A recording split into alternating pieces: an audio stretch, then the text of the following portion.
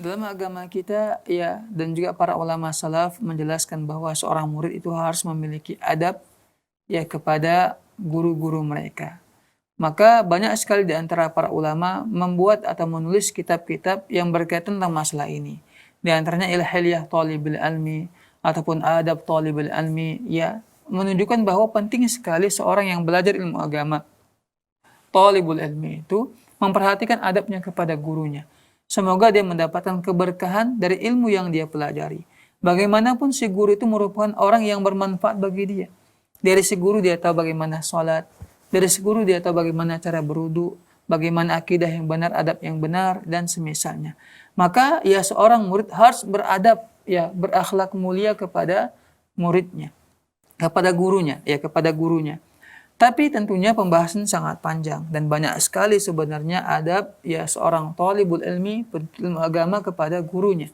Yang paling penting mungkin poin yang bisa kita kaji ataupun yang kita bisa ambil pelajaran ialah seorang murid hendaklah bersikap lemah lembut dan sopan santun kepada ya gurunya.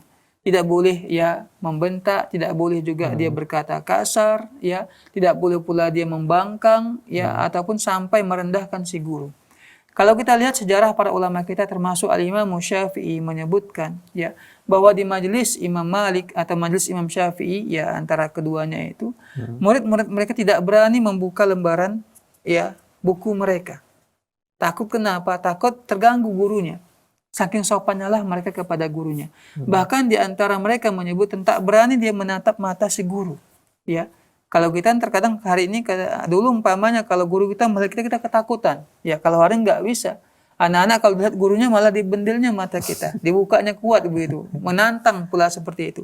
Padahal dalam adab seorang pelajar itu seorang murid tidak boleh memandang ataupun menatap sinis dan marah kepada gurunya. Ya harus dia tundukkan dan tawadhu kepada gurunya.